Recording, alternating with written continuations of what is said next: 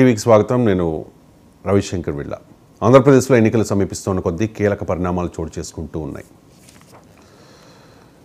అధికార ప్రతిపక్షాల ప్రతి వ్యూహాలతో రాజకీయం రంజుగా మారింది. టాలీవుడ్ ప్రముఖులు ఎన్డీఏ కూటమికి సోషల్ మీడియా ద్వారా మద్దతు తెలుపుతూ ఉన్నారు. ముఖ్యంగా జనసేనకు టాలీవుడ్ ప్రముఖుల నుంచి మద్దతు పెరుగుతోంది. జనసేన అధినేత పవన్ కళ్యాణ్ పోటీ చేస్తున్న పిఠాపురంలో పవన్ గెలిపించేందుకు మెగా ఫ్యామిలీ మొత్తం అక్కడ ప్రచారం చేస్తున్న పరిస్థితి.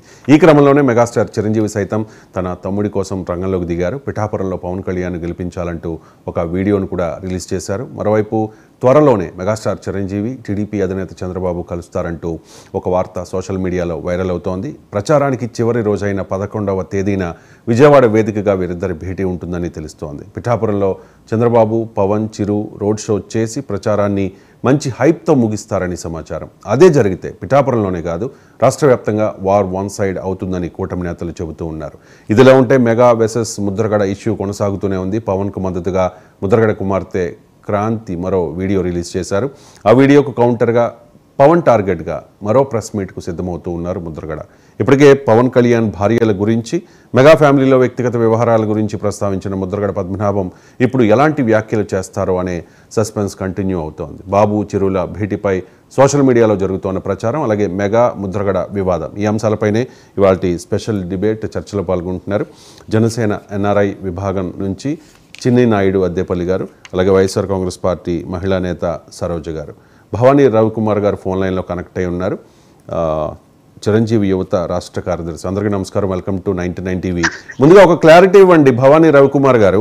ఇప్పటికే నమస్కారం భవానీ రవికుమార్ గారు, మీరు జనసేన పార్టీలో కీలకమైన నేతగా ఉన్నారు రాయలసీమ ప్రాంతానికి సంబంధించి. దాంతోపాటు చిరంజీవి యువత రాష్ట్ర అధ్యక్షులు కూడా మీరు. ఈ నేపథ్యంలో చిరంజీవి గారు, చంద్రబాబు నాయుడు వీళ్ళిద్దరూ కూడా భేటీ అవుతారు అనే ఒక వార్త సోషల్ మీడియాలో హైలైట్ అవుతోంది. దానికి సంబంధించి ఒక క్లారిటీ ఇవ్వగలుగుతారా మీరు? సార్, గత 10 రోజుల నుంచి మనం చూస్తున్నాం సోషల్ మీడియాలో పిఠాపురంకి చిరంజీవి గారు వస్తారని విజువల్ అనేదాన్ని చూస్తున్నాం. తర్వాత ఇవాళ చంద్రబాబు నాయుడు గారు మరి చిరంజీవి గారు భేటీ అనే విషయం మీరు చెప్పిన తర్వాతే నాకు తెలుస్తుంది. లేదు, ఆల్రెడీ సోషల్ మీడియాలో మీరు ప్రచారంలో బిజీగా ఉన్నట్టున్నారు, బట్ సోషల్ మీడియాలో అయితే చాలా వైరల్ అవుతుంది. ఈ విషయం అయితే మాకు అఫీషియల్ గా ఇంతవరకు మాకు తెలియదండి. ఒకవేళ కలిసినా తప్పు లేదని మేము అనుకుంటున్నాం అభిమానుల పరంగా. ప్రజా సంక్షేమం కోసం ఇప్పుడు ఉన్నటువంటి రాక్షస పాలనని పారదోలాలంటే అన్నయ్య గారి ఆశీర్వాదం కంపల్సరీగా అవసరం. నిన్నటి రోజునే మా ఎక్కడైతే ఉన్నాయో జనసేన అభ్యర్థులు పోటీ చేస్తున్న 21 స్థానాల్లో మేము ఖచ్చితంగా గెలిచేసాం అనుకుంటున్నాం.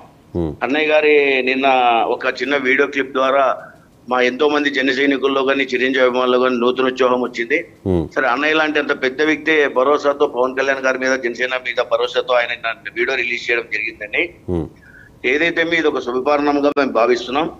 ఖచ్చితంగా ఎన్డీఏ కూటమి ప్రభుత్వంలోకి వస్తుందని చెప్పి తెలియజేస్తూ, అయితే చంద్రబాబు నాయుడు గారు మన చిరంజీవి గారి భేటీ అనే విషయం మాకు ఇంకా పూర్తి సమాచారం లేదండి. రైట్. మాకున్న ఇన్ఫర్మేషన్ ప్రకారం ఈ నెల 11వ తారీఖున ఎన్నికల ప్రచారానికి చివరి రోజున విజయవాడ వేదికగా చంద్రబాబు నాయుడు అండ్ చిరంజీవి వీళ్ళిద్దరూ భేటీ అవుతారు. ఆ తర్వాత పవన్ కళ్యాణ్తో కలిసి పిఠాపురంలో ఒక రోడ్ షో చేస్తారు. అంటే ఇంత ఒక హైప్ క్రియేట్ చేసిన తర్వాత ఎన్నికల ప్రచారాన్ని ముగిస్తారు అనేది మనకున్న సమాచారం. మరి చూద్దాం ఏం జరుగుతుంది అనేది. అభిమానులకి మా అన్నయ్య గారి అభిమానుల పరంగా, జన సైనికుల పరంగా మేము ఆలోచన చేస్తే ఇది జరగాలని మేము కోరుకుంటున్నామండి. రైట్. అంటే ఇంకా ఒక హైప్ క్రియేట్ అవుతుంది కదా. చిరంజీవి గారు ఒక రిలీజ్ ఒక 5 crore రూపీస్ జనసేన పార్టీకి ఫండ్ ఇస్తేనే ఒక హైప్ క్రియేట్ అయింది. చిరంజీవి గారు ఒక వీడియో రిలీజ్ చేస్తే మరి కాస్త హైప్ క్రియేట్ అయింది. నిజంగా అదే జరిగితే కనుక అంటే అది చాలా ప్రభావం చూపిస్తుంది. మిరాకిల్ అండి, అంతే. ఆల్రెడీ మనం చూడడానికి వెయిట్ చేయాలి జూన్ 4వ తారీఖున, అంతే.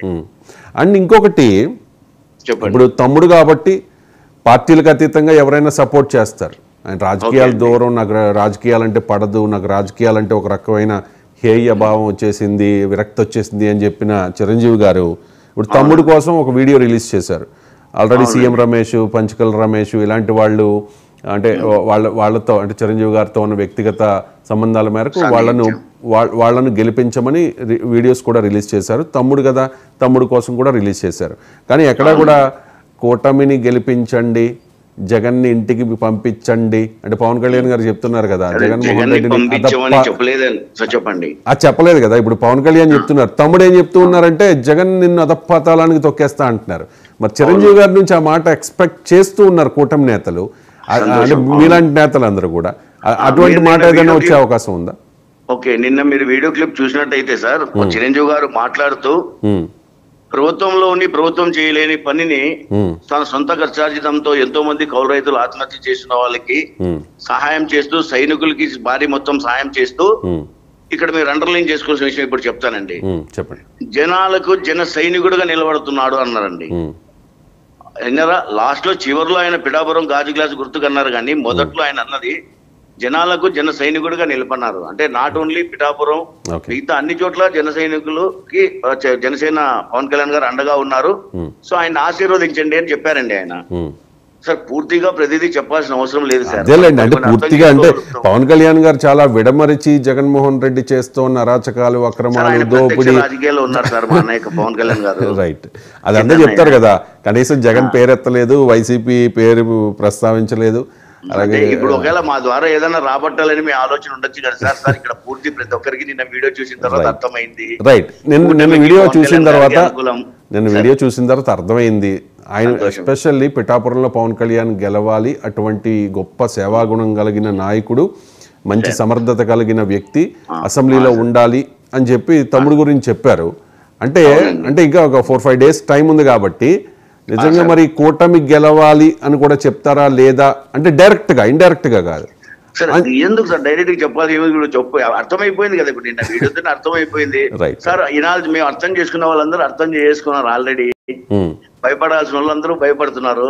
సో మీరు కూడా 99 టీవీ ద్వారా కానీ, రవిశంకర్ గారి ద్వారా కానీ ఈ కూటమి గెలవాలని మీరు కూడా అనుకోండి గట్టిగా. అంతే, లేదులేండి, మేము న్యూట్రల్ గా ఉండాలి, మేము అనుకోకూడదు.